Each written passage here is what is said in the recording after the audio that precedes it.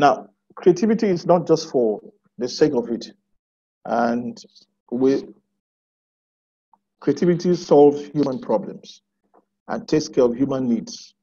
I've seen people who do arts and they talk about the beauty of arts and all that, but again, it has to impact mankind because we have brand problems, we have human problems. For example, what is going on Black Lives Matter?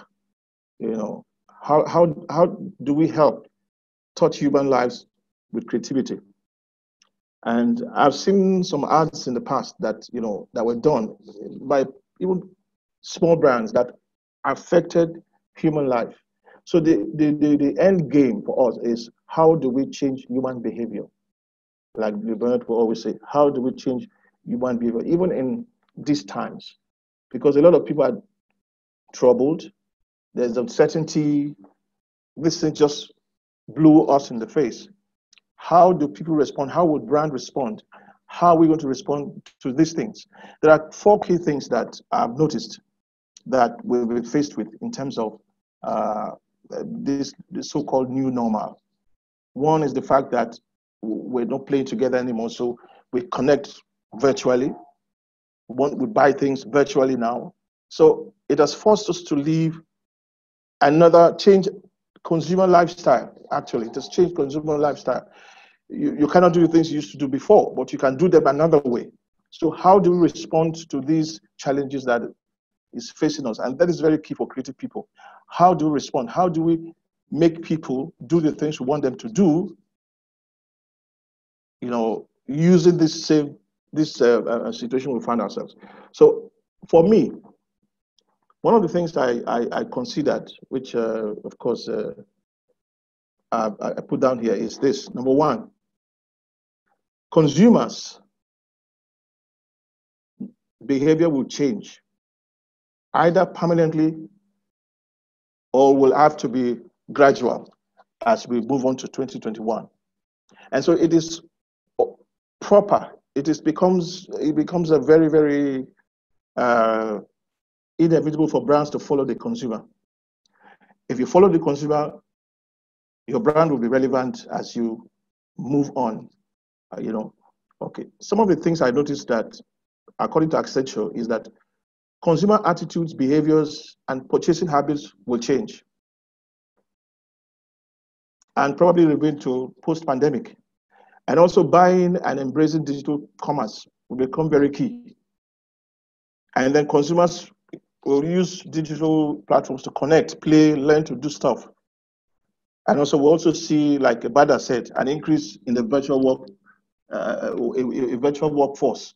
He talked about people working from home, the key people working from home. And then he said the productivity has not ebbed. So things will change. So how do we play? How do we as brands play? What do we do? How can we impact? One of the first things that people will do is to cut budget. We can't get, there's a lot of money. We have to spend this to do that, to get people. We have to re-strategize. But how do we become creative in reaching out to these people using these so-called new platforms or new way of communicating with people?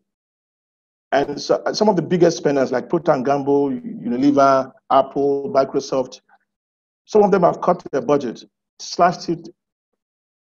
But the truth is, some of them are also coming up with new ways, new thinking, how to spend less and make the same impact. And I'm going to share with us one or two brands in Nigeria that have done one or two things to work in this era and still make some good impact on their bottom line. Now, one of the things I also noticed during this period, consumers will remember. They will continue to patronize brands that were there for them during this period. They will. Brands who were close to them, who came to them, who made life easier for them during this period. They will be happy to continue with these people. That's where they begin to build cult followership. So this period, brands should begin to tap into the emotional currency of consumers during this period. I think so. So for me, how do we play? How do we use creativity to change perspectives to remove fear, to make people continue to buy more.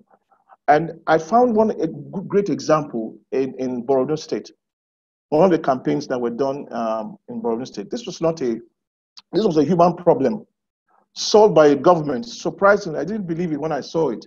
In fact, WHO recognized them for what they did. I found out that the commissioner for youth and sports came up with a brilliant idea to celebrate those who have come out from, who have been cured of COVID, and treated them as heroes who went to war, conquered, and came back, to remove the stigma of those who have just contracted the disease and been cured. And so when you are actually going to the isolation center, they bid you farewell, like, well, and they tell you things like, you're going to conquer and come back. It became a huge campaign. And all those who came back after were seen as heroes. This was quite innovative because, again, it gave the impression that, look, this is not a death sentence.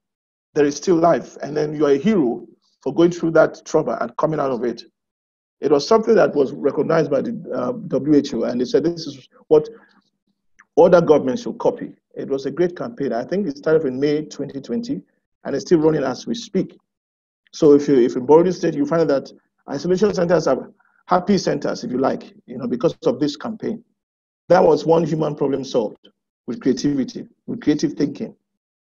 Another one I also noticed is I think I saw it was an energy drink. I think when they launched just, I think last month, June. But what they did was to give consumers free tickets. And then while you buy the brand, they give you a free ticket. So you hop into the bus with the brand, refresh yourself, and then also get a free ticket to commute.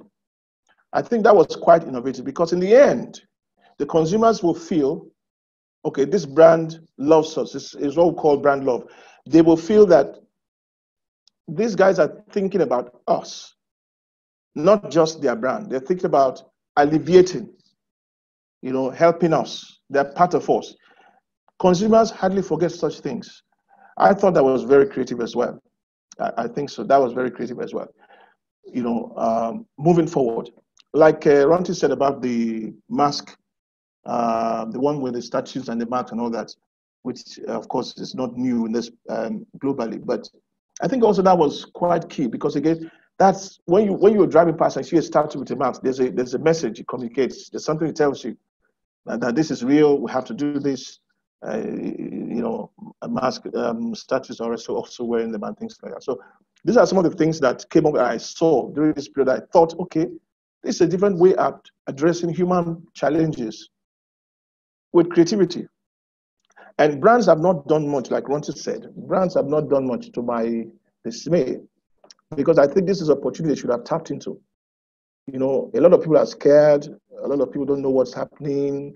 What are we going to do? There's so much stories out there. So how can brands come in? Brands that have refreshed people in the past, like Coke, like Boltina, some of these brands. How can they reach to these people? What can they do that will give them a human face as a brand, and not just for the sake of sales? I think that's some of the things those two I want to mention because again, I said before, Ron just mentioned some of the things I wanted to mention. I couldn't get this to start, so I would like to say that also moving forward, brands should begin to look at consumers as, not as people who just consume their brand, but as part and parcel of their own shared growth or value growth, something that they're into us, we're into them. I've learned so much in the past few days. I spoke to a client and said to him that, look, consumers may stop buying your brand if they feel that they can't find you this period. You've got to show them that we're here for you. We are partners together in this. We're together in this as well. So it's important that we wear thinking caps and begin to change human behavior in spite of the area we find ourselves.